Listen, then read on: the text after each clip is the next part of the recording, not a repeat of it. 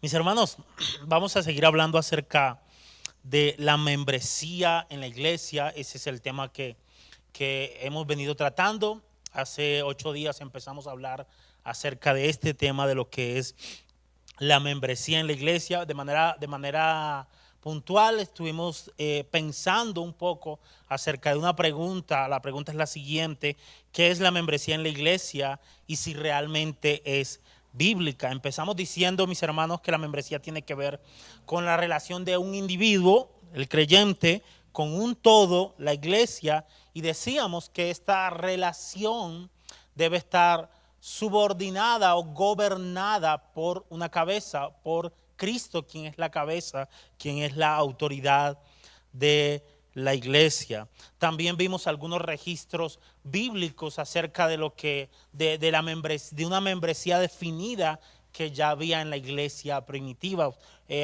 Vimos varios textos en el libro de los Hechos. Bueno, para los que quizás no lo saben, el libro de los Hechos es el libro histórico del Nuevo Testamento, escrito por un historiador, por un estudioso como lo fue Lucas, y él nos registra allí la historia de los primeros años de la iglesia primitiva, y pudimos ver cómo había una membresía definida en medio de las iglesias locales que fueron constituidas en el primer siglo. En el día de hoy, mis hermanos, quisiera que pensáramos en otra pregunta, y es la siguiente: ¿qué es ser un miembro de la iglesia y qué implicaciones tiene? ¿O qué implicaciones tiene? ¿Qué piensan? ¿Qué es ser miembro de la iglesia? ¿Qué implicaciones tiene?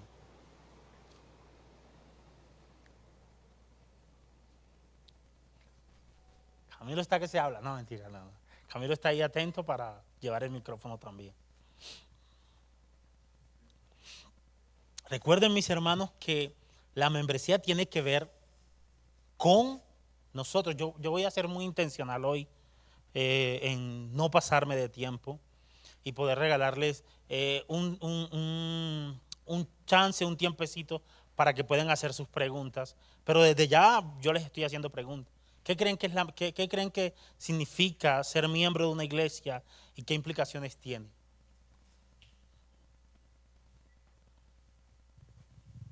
Wilmer. Buenos días.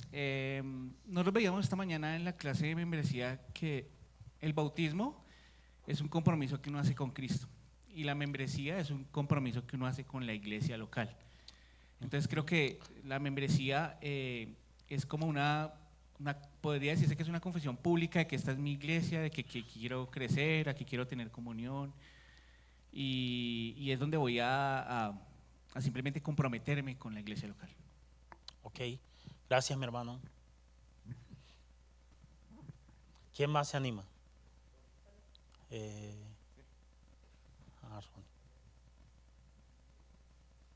Mi hermana Irleni. Buenos días. Buenos Bueno, días. para mí la membresía es como un compromiso y verdad no llegar aquí como que soy simplemente un simpatizante que entro y vuelvo y me voy ni nada. Y yo siento para mí que ser miembro de la iglesia, o sea, esa membresía que yo hice el curso y todo, porque cuando llegué fue como mi afán, entonces sentirme como con una cobertura, como que sí, lo que decía el hermano Wilmer allí, esta es mi iglesia y es un compromiso con la iglesia, lo que dice ya el bautizo con Dios o con Jesucristo, pero sí es como tener esa cobertura y ser, ¿verdad?, participantes y no simpatizantes, no visitantes así, Ok, esporádicos. gracias, mi hermana. Un compromiso que tenemos con Cristo. Mis hermanos, nosotros debemos enfatizar en que el ser miembro de la iglesia nos lleva a pensar en que pertenecemos al cuerpo de Cristo, en que servimos y pertenecemos al cuerpo de Cristo. Digamos, de entrada deberíamos enfatizar eso. Pertenecemos a Cristo y debemos servir a Cristo. Y quiero llevarlos a Efesios capítulo 4, versículos 1 al 16.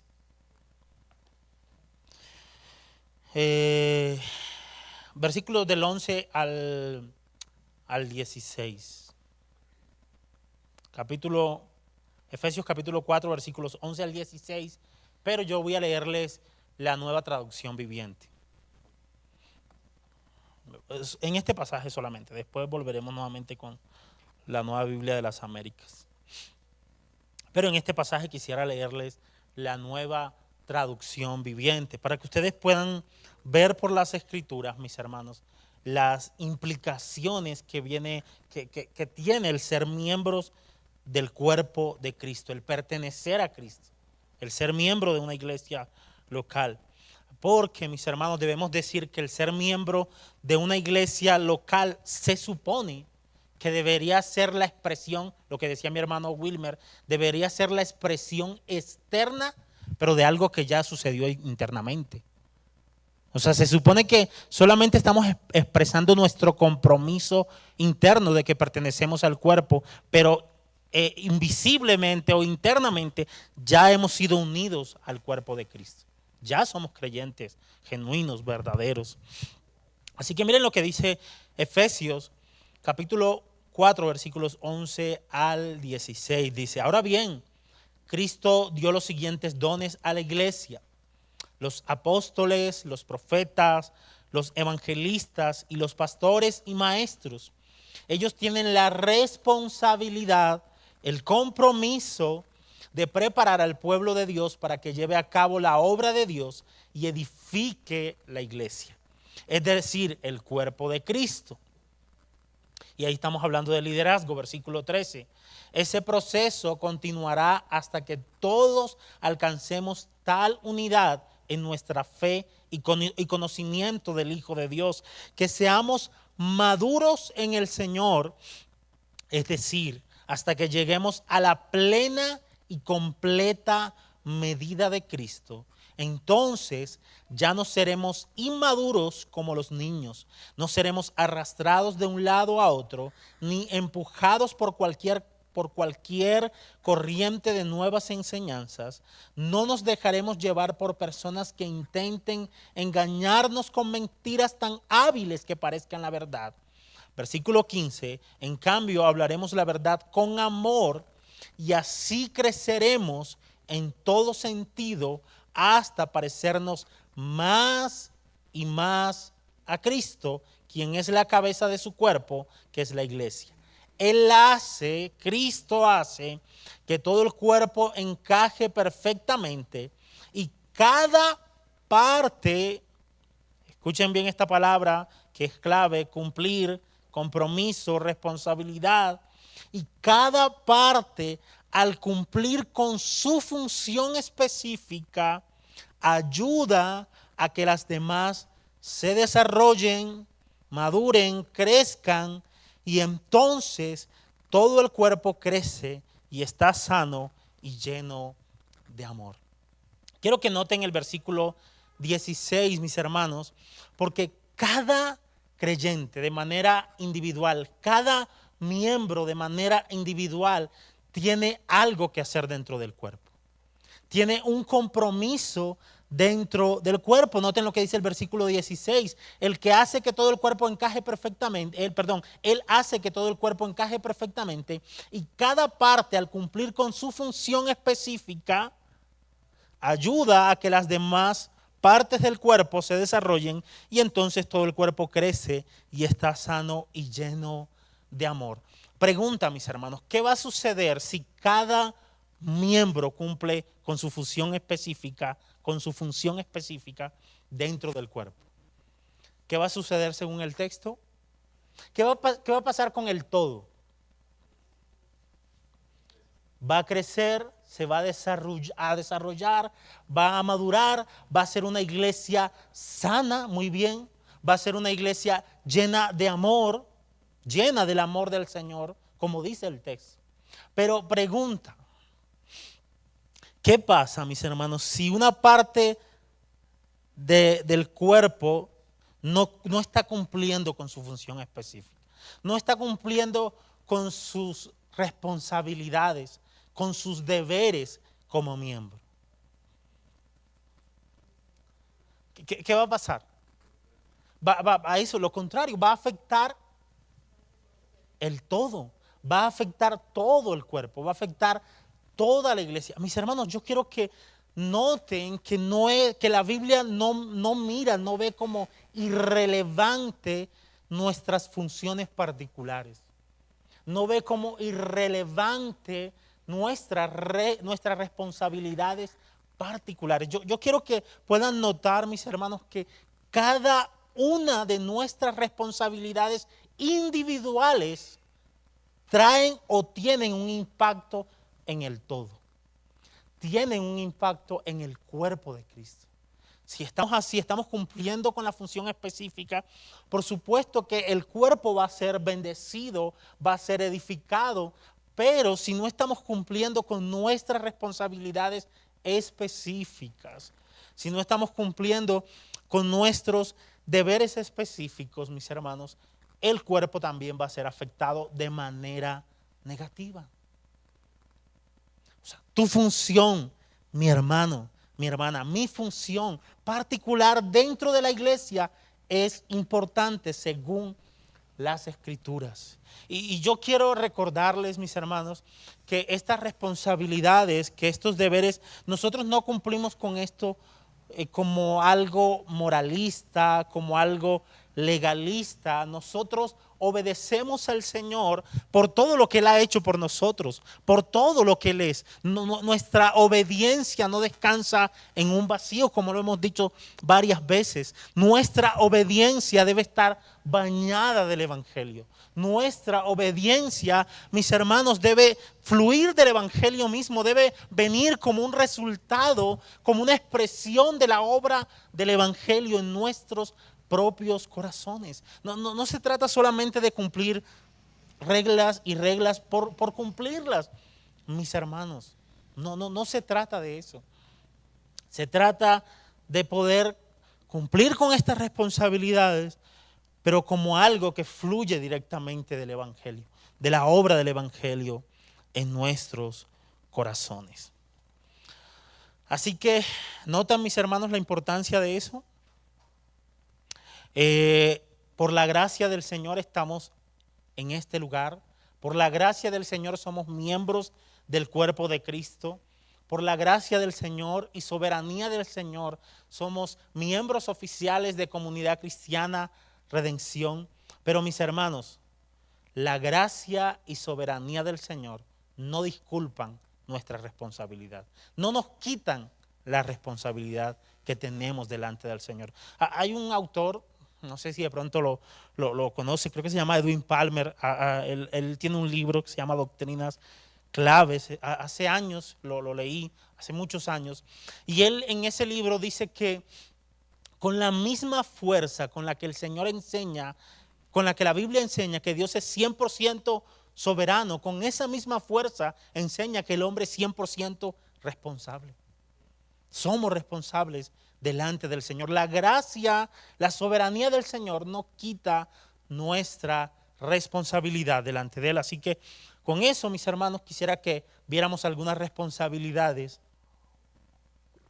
que nosotros tenemos como miembros. Y quiero correr para para dejar un tiempo de preguntas. Quisiera que viéramos algunas responsabilidades que tenemos como miembros. En primer lugar, una de nuestras responsabilidades que tenemos como miembros es asistir a los cultos de la iglesia. Quiero que vayan conmigo a Hebreos capítulo 10, versículo 24 al 25. Dice lo siguiente. Dice, consideremos cómo estimularnos unos a otros al amor y a las buenas obras, no dejando de congregarnos como algunos tienen por costumbre, sino exhortándonos unos a otros, y mucho más al ver que el día se acerca. Mis hermanos, una responsabilidad que nosotros tenemos como iglesia es precisamente asistir a los cultos. Asistir a los cultos. Venir a los cultos. Bueno, este martes tenemos servicio de oración. En la medida de lo posible en que podamos estar acá, Deberíamos estar. A las 6 de la tarde vamos a estar acá en un tiempo de oración. En la medida de lo posible en que debamos estar acá cada domingo, deberíamos hacerlo, mis hermanos. Y insisto, no como una carga pesada, no es una carga pesada el asistir a los cultos, mis hermanos. Es tremenda bendición. La misma Biblia dice que bueno es habitar los hermanos juntos y en armonía, porque allí el Señor derrama bendición y vida eterna. Mis hermanos, es tremenda bendición poder estar reunidos como iglesia para adorar a aquel que nos salvó, para adorar a aquel que nos llamó de las tinieblas a su luz admirable. Es una tremenda bendición. Además, mis hermanos, si hay una manera, si hay un lugar apropiado en el que nosotros deberíamos estimularnos los unos a los otros al amor y a las buenas obras, ¿saben cuál es ese lugar? Estar reunidos acá. Estar acá reunidos como iglesia. Es estando reunidos como iglesia, mis hermanos, donde nosotros nos vamos a estimular al amor y a las buenas obras. La pregunta es, ¿cómo te va con el cumplimiento de esa responsabilidad? ¿Estás cumpliendo con esa responsabilidad como miembro de la iglesia? Como alguien que pertenece al cuerpo de Cristo. Y permítanme decir esto, mis hermanos. Esta es una responsabilidad que no solamente es para aquellos que son miembros oficiales de la iglesia. Es una responsabilidad para todo creyente. Todo creyente debería congregarse regularmente. Todo creyente, en la medida de lo posible, debería estar reunido hoy en este lugar para adorar al Señor. Todo creyente, mis hermanos. Y esa responsabilidad de estimularnos al amor y a las buenas obras, mis hermanos, debería estar presente hoy en cada uno de nosotros. Deberíamos no solamente limitarlo al domingo, sino hacerlo durante la semana, pero sobre todo deberíamos estar acá, mis hermanos. Cada creyente debería estar reunido como iglesia hoy, mis hermanos, hoy, para adorar al Señor juntos. ¿Cómo te va con esa responsabilidad de asistir a los cultos, de la asistencia a la iglesia? Y yo quiero que vea, ya te doy la palabra, Fiverr. Mi hermano Camilo Fiverr va a hablar. Gracias, mi hermano. Y quiero indicar en esto, mis hermanos, no quiero que vean la asistencia a los cultos como algo farisaico, algo fariseo. No, mis hermanos. Como que yo vengo a los cultos cada domingo y soy mejor que el que no viene. Yo vengo a los cultos, yo vengo temprano a las 7 de la mañana y soy mejor que el que llega tarde. Cuidado con ese pensamiento. Cuidado con ese corazón, mis hermanos. Porque no se trata de nosotros. Recuerden, nuestra obediencia no debería ser moralismo, no debería ser legalismo. Y eso no le quita responsabilidad, no le quita seriedad al compromiso. No, mis hermanos, al contrario, debe darle una base sólida a nuestra responsabilidad, una base sólida a nuestro compromiso. Nosotros obedecemos como por la obra del Evangelio en nuestros corazones, por lo que Cristo es y ha hecho por nosotros. Y eso elimina el orgullo en nuestros corazones. Eso elimina el orgullo de sentirme mejor. ¿Recuerdan aquel fariseo? Yo soy mejor porque ayuno. Yo soy mejor porque oro. Porque diezmo. ¿Y qué dice la Biblia? Que el publicano fue justificado antes que él. Fiverr. Precisamente nosotros hemos sido permeados por el catolicismo romano, porque ellos sí tienen ese hábito de que las reuniones sean exclusivamente los domingos, y nosotros hemos seguido ese mismo patrón. Cuando la misma iglesia está haciendo un trabajo de hacer de la comunión algo que sea realmente en honra al Señor. Por eso hay reuniones entre semana, se trata de hacer discipulados entre semana. Entonces es romper como ese esquema que nos pusieron o que hemos seguido Y mucha gente por eso mismo se queja que en la iglesia del Señor no hay comunión, pero es a raíz de tener unos patrones que no son los que, por lo menos ahorita mi pastor nos guía a comprender esa comunión que se ve en estar en las actividades de iglesia. Ok, gracias, mi hermano. Mis hermanos, otra responsabilidad que tenemos como miembros o como creyentes, como cristianos que somos, es ser leales a la verdad. Primera de Timoteo 3:15 dice lo siguiente: pero en caso que me tarde, le dice Pablo a Timoteo, pero en caso que me tarde te escribo para que sepas cómo debe conducirse uno en la casa de Dios, que es la iglesia del Dios vivo, columna y sostén de la verdad. Mis hermanos, una de las características que revelan la enorme importancia de la iglesia es que la iglesia sostiene la verdad del Evangelio. Sostiene la verdad del Evangelio. Y la pregunta es, ¿cómo somos leales a la verdad? Una manera de hacerlo es no cambiar ni abandonar la creencia original.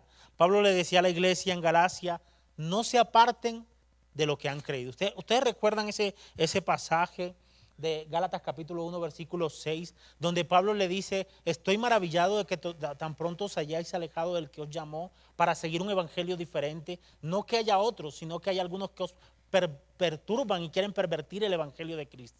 Pero si aún nosotros, Pablo dice, si yo o alguno de mis colaboradores viniera a enseñarles algo diferente de lo que nosotros les hemos enseñado, no lo crean. No le crean. Es más, Pablo dice, si un ángel del cielo se les presenta el día domingo, abre la Biblia y les enseña algo diferente de lo que nosotros les hemos enseñado, Pablo dice, no le crean. Es más, Pablo trae una sentencia fuerte y dice, sea anatema, sea maldito. Entonces, una manera de ser leales a la verdad es no abandonar la creencia, no abandonar las verdades en las que ya hemos sido establecidos por las mismas escrituras. Pero no solamente eso, mis hermanos, otra manera de ser leales a la verdad o mostramos lealtad a la verdad por un deseo genuino de oírla, de leerla y de oírla. Porque alguno pudiera decir, no, yo soy firme con la verdad, yo soy leal con la verdad, pero ni siquiera la lee. Ni siquiera la escucha, pero dice ser leal a la verdad. Bueno, si no lees las escrituras, si no leemos las escrituras, si no escuchamos las escrituras, mis hermanos, aunque digamos ser leales a la verdad, no lo estamos siendo. No estamos siendo leales a la verdad. Otra manera de ser leales a la verdad es enfrentar el error donde quiera que aparezca. El apóstol Pedro le dice a la iglesia que ellos deben estar preparados con todos aquellos, preparados para presentar defensa contra todos aquellos que demanden de nuestra esperanza, que demanden de nuestra fe. Debemos estar preparados para enfrentar el error. Y es una manera también de mostrar lealtad por la palabra, es una manera de cumplir esta responsabilidad. Como les dije, mis hermanos, quiero dejar espacio para las preguntas. ¿Tienen alguna pregunta hasta acá? Me faltan, quiero tocar una responsabilidad más. No, perdón, unas 3 responsabilidades más. Pero, si tienen alguna pregunta.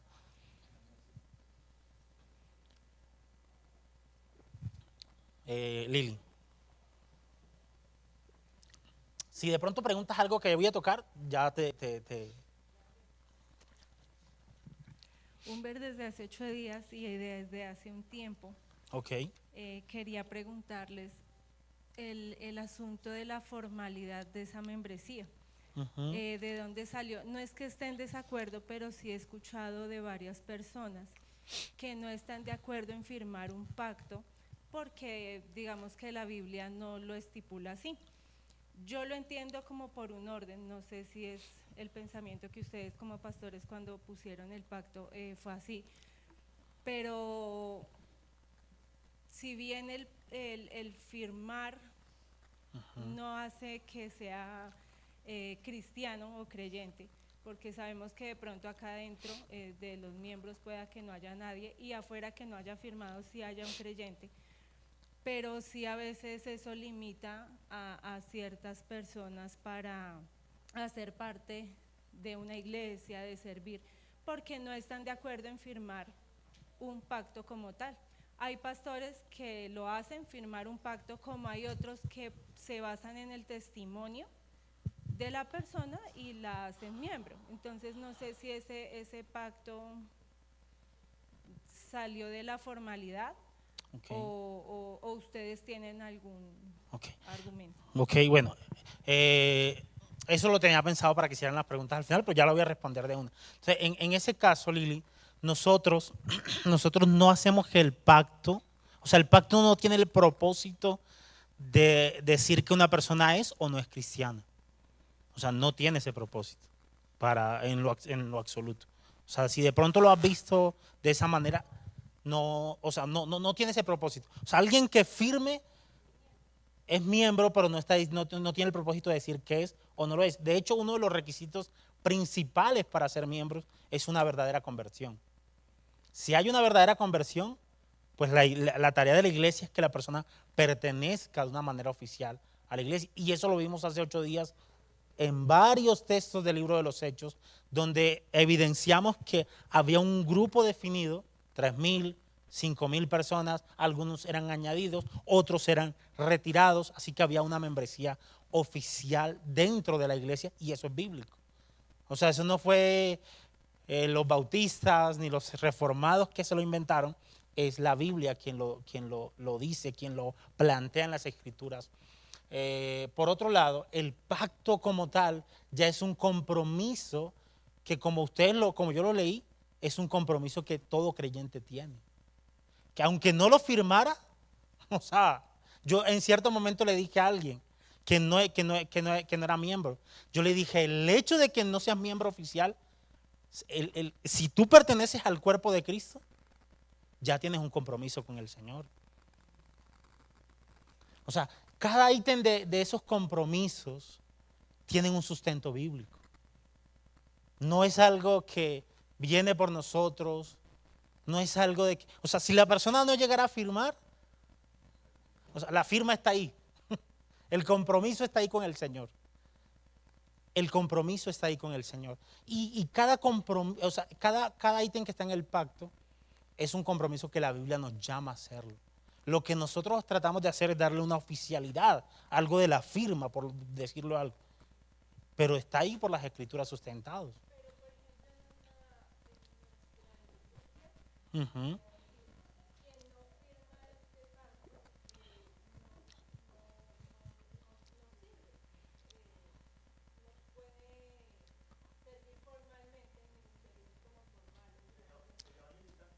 El que no.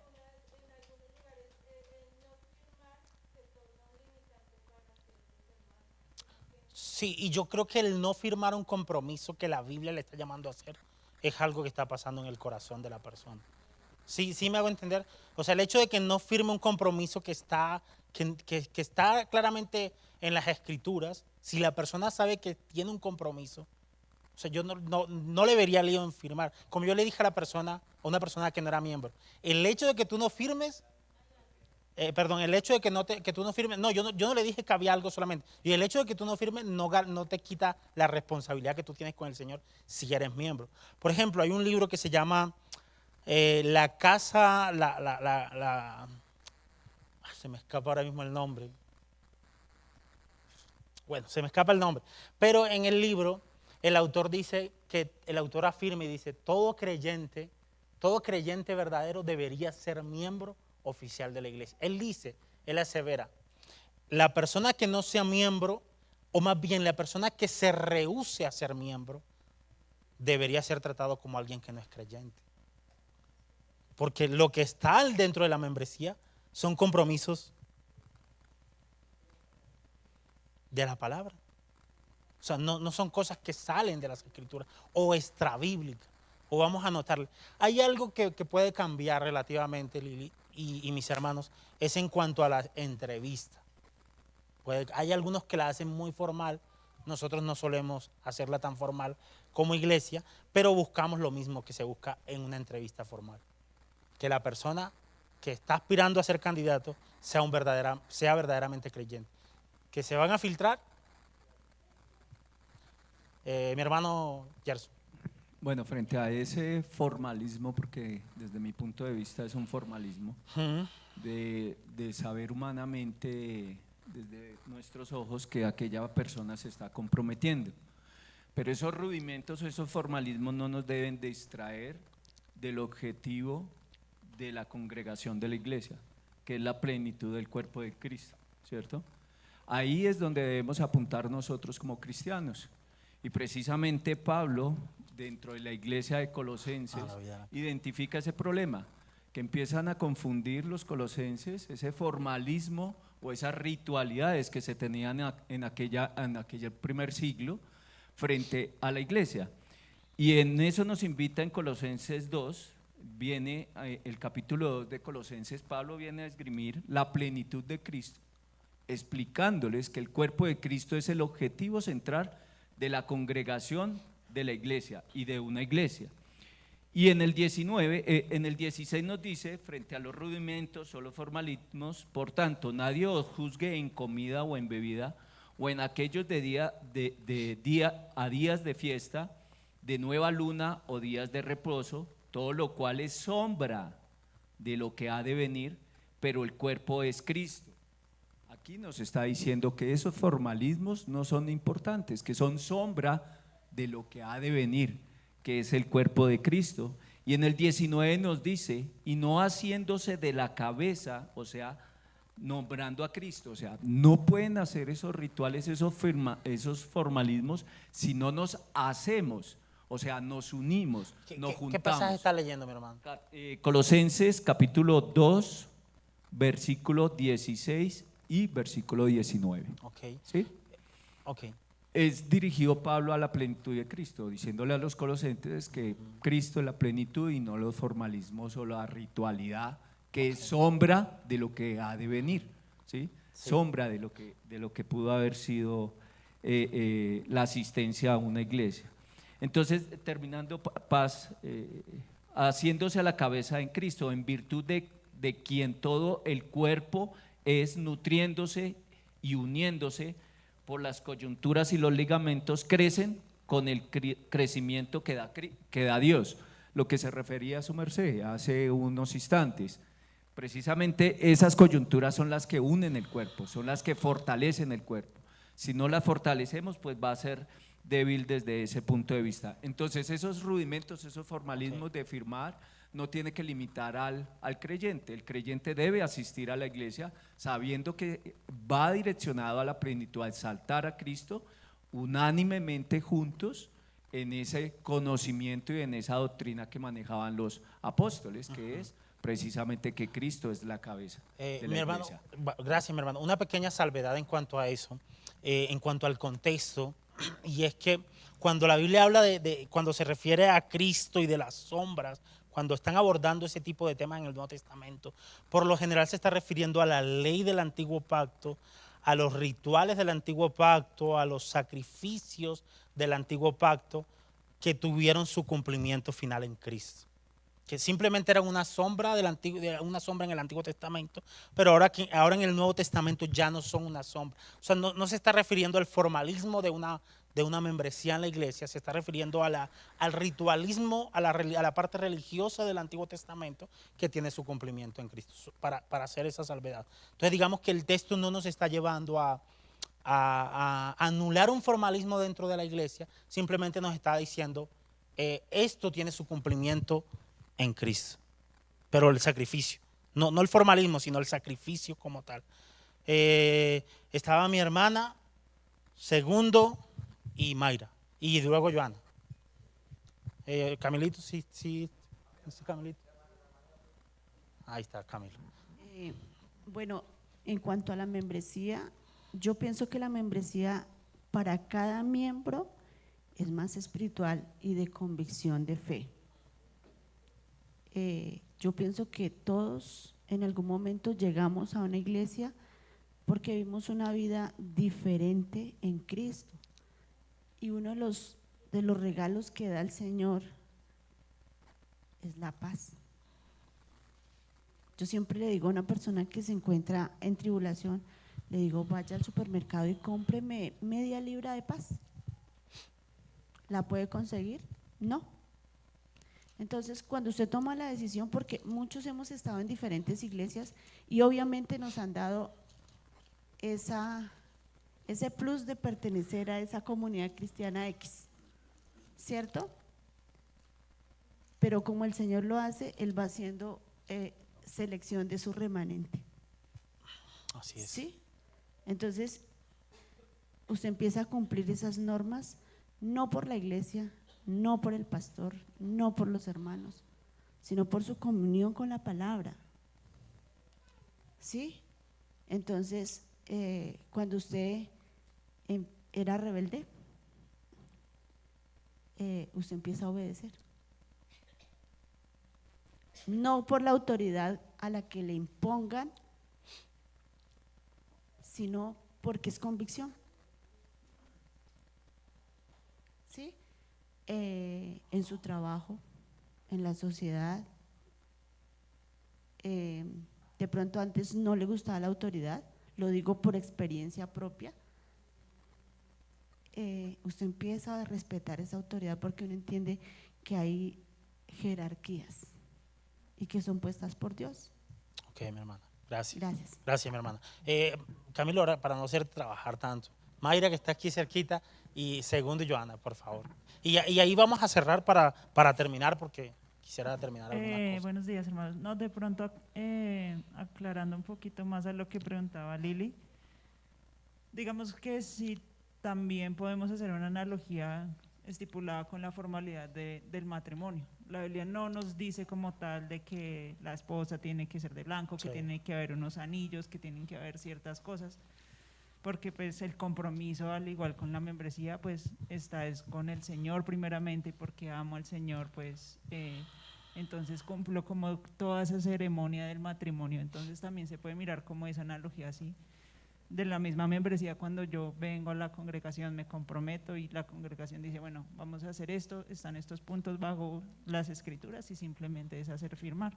Igual lo mismo cuando uno se casa, pues uno firma ante lo civil, firma un compromiso delante del Señor de esposo y esposa. Entonces, como también para mirar esa analogía ahí. Ok, gracias, Mayra. Sí, tienes razón. En ese caso, no es que el texto bíblico diga deben firmar un pacto. O sea, no lo vamos a encontrar así.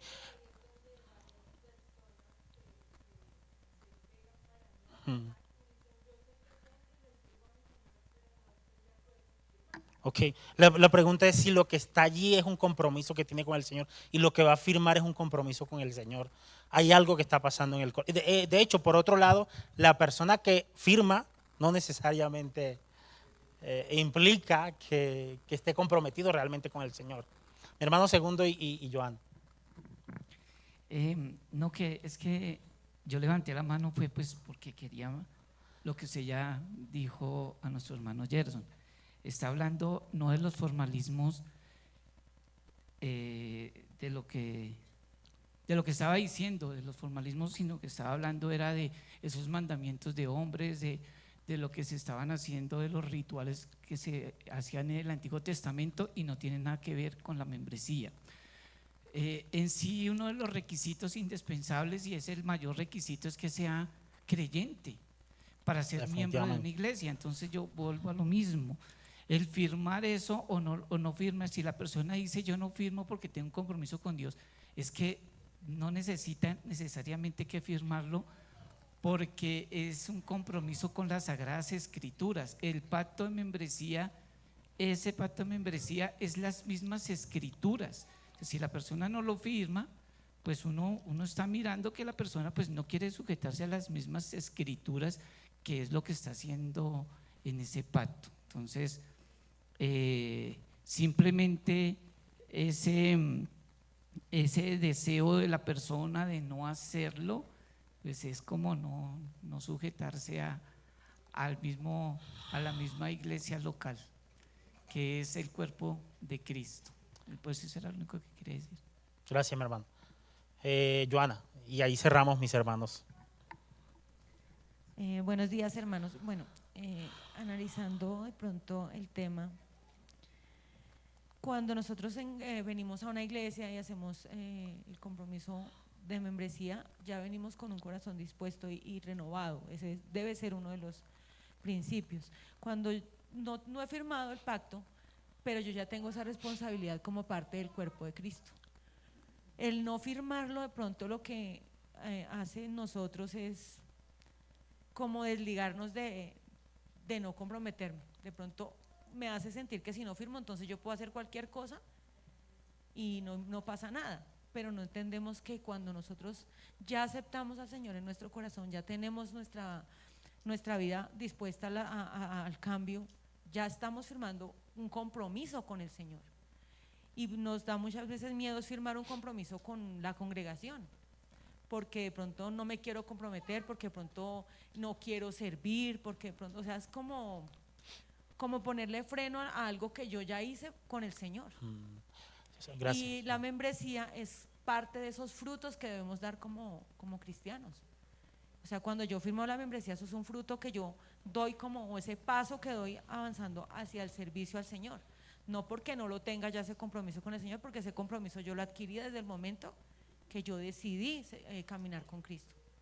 Que ya lo hago más formal, dándole una firma y comprometiéndome en una congregación. Así es, gracias. Mis hermanos, el libro, mi hermano, sí. Dale, méteme en problemas. Digamos que el gran problema que yo veo es que en nuestro caso particular como Comunidad Cristiana de Redención, el pacto se ha vuelto un limitante para aquellos que no lo quieren firmar. Digamos, si yo decidiera no firmarlo, no pudiera servir porque no soy miembro aparentemente oficial por una firma.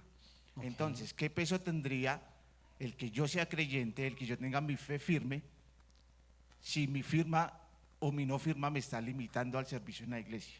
Creo que ese es el problema que tenemos más de uno y que se juzga, digamos, desde el otro punto de vista. No, tienes un problema del corazón, pero ¿desde dónde salió ese limitante para nosotros como tal? Ok, Leo, yo creo que, bueno, en ese caso, de manera práctica, en nuestro caso, aún, digamos que las personas que han sido miembros no han manifestado tener lío con firmar. Si lo manifiestan, toca mirar qué está pasando en el corazón, porque yo estoy de acuerdo con Segundo y con Joana. O sea, lo que está en ese pacto es la palabra de Dios. O sea, son compromisos que tienen que ver con la Biblia. Yo pusiera problema si hay un compromiso allí que sea extrabíblico. O sea, ¿qué está pasando en la persona? Ahí hay un problema, porque no se está enfrentando a un documento que no venga de las Escrituras o que no sea sustentado por las Escrituras. Pero pudiéramos estar de acuerdo con lo que dice el pacto, pero si sí. una firma, en mi forma de pensar, no podría ser un limitante para el servicio cuando vemos miembros, cuando vemos gente que asiste, que es mucho más comprometida que aquel que dice ser miembro con una firma. Sí, no, yo creo que, digamos, estamos hablando primero de un documento que tiene contenido bíblico, que está basado en las Escrituras, y en segundo lugar, una política de una iglesia que debe ser acatada por la persona que va a ser miembro. Entonces, en ese sentido, si la persona no lo hace, yo creo que algo está pasando en el corazón y toca mirar qué está pasando. Si es algo que toca aclarar en la persona, si la persona de pronto no está convencida de esos compromisos externos. De hecho, bíblicamente, para mí, un compromiso externo que se hace claramente y que cada uno de nosotros ha hecho como miembro es el bautismo. O sea, uno se bautiza como muestra de un compromiso externo que tiene con el Señor. Y alguien puede decir, no, pero yo soy cristiano y no me quiero bautizar. Si el ladrón no se bautizó y está con el Señor.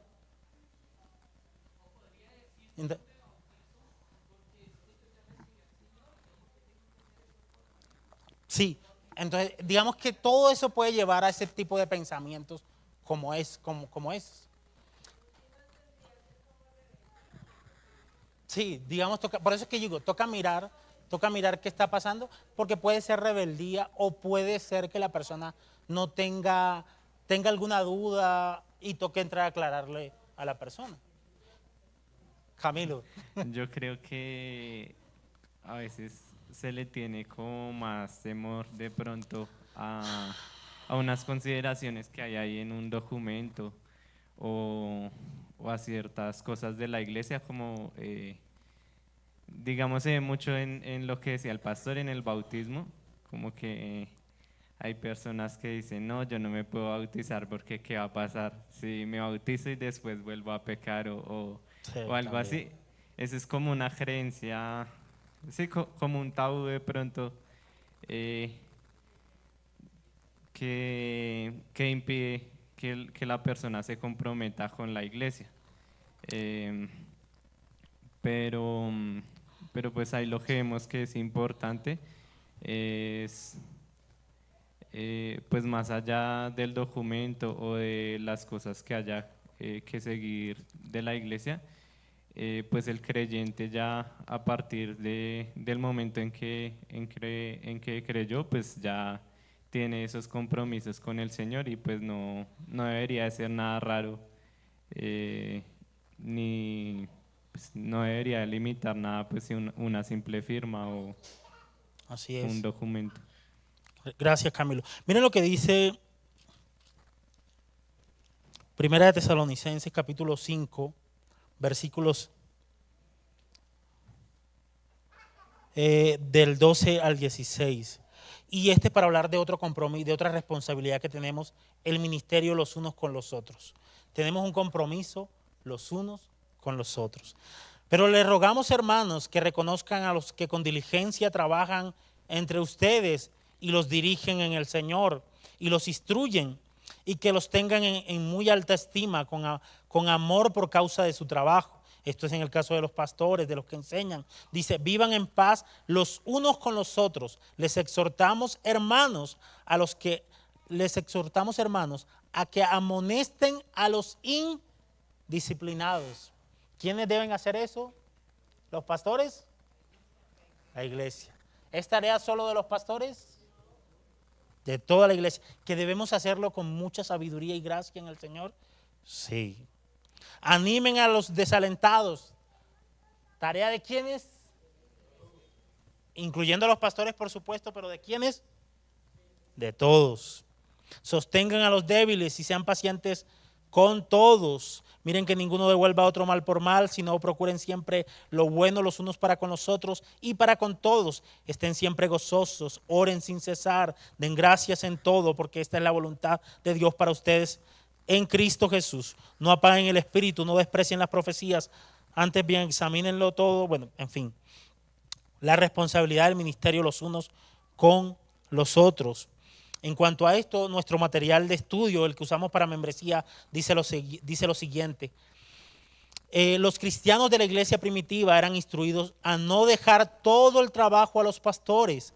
Donde les fuera posible debían instruir, reprender, advertir y restaurarse los unos a los otros. Hoy vemos muy poco de eso. Más bien existe la tendencia de los miembros a dividirse en sus grupos de amigos y dejar por fuera a los demás con sus problemas y su soledad. Si como resultado de ese tratamiento algunos se apartan de la iglesia, la culpa generalmente se le echa a los pastores, pero la verdad es que la culpa la tenemos todos. Pablo dice que Cristo dio a su iglesia ministros para que equiparan a los santos para la obra del ministerio. La responsabilidad es de todo. Otra responsabilidad, usar nuestros dones para el bien de todos. Primera de Pedro, capítulo 4, versículos 8 al 11, no lo vamos a leer. Otra responsabilidad que los miembros tienen es proveer económicamente para lo siguiente: el lugar de adoración. Ageo 1:4 dice, ¿es acaso tiempo para que ustedes habiten en sus casas artesonadas mientras esta casa está desolada? Mis hermanos, en este contexto el pueblo tenía la responsabilidad de cuidar del templo, de seguir trabajando en la reconstrucción del templo, su lugar de adoración. Y de allí podemos sacar un principio. Ese es el contexto, hay un principio de allí. ¿Cuál es el principio? Debemos cuidar y proveer para nuestro lugar de adoración. La mayoría de ustedes saben que nosotros pagamos arriendo, pagamos servicios, debemos ser responsables con eso. En segundo lugar, debemos proveer para el sostenimiento económico de los pastores. Primera de Timoteo capítulo 5, versículos 17 al 18. Tenemos esa responsabilidad. Como diría el pastor Edgar, queremos una iglesia bíblica, pero no queremos sostenerla bíblicamente. Cito nuevamente el material que usamos como estudio. El material dice lo siguiente: debemos proveer para la ayuda a miembros de la congregación que tengan necesidad y carezcan de familiares que lo apoyen. Primera de Timoteo capítulo 5, versículos 13 al 8. Debemos ayudar a los necesitados en otros lugares, como estaba pasando en Corintio. Debemos proveer para el mantenimiento de los misioneros en vista de la multiplicidad de las demandas económicas. Encontramos en 1 Corintios que los cristianos son exhortados a apartar una vez al puro principio de la semana alguna proporción de sus ingresos para Dios. El Nuevo Testamento no especifica una cifra, pero si aún bajo la ley que requería la 10ª parte, la gente daba más allá de la cuenta, sería difícil entender que bajo la gracia, teniendo aún más que agradecerle a Dios, diéramos menos o con menos voluntad. El Señor nos ayude. Otra responsabilidad que debemos incluir en esta lista es la responsabilidad que tiene el miembro para con sus pastores y viceversa. El pastor también tiene una responsabilidad para con la iglesia, para con los miembros. Otra responsabilidad, la responsabilidad que tenemos de compartir el evangelio a todo el mundo. Mis hermanos, hay privilegios también, cuidado pastoral, cuidado y servicio y amor de los demás miembros. Los miembros tienen derecho a conocer de primera mano el estado de la iglesia, el estado financiero y espiritual de la iglesia, y los miembros tienen voz y voto en la iglesia.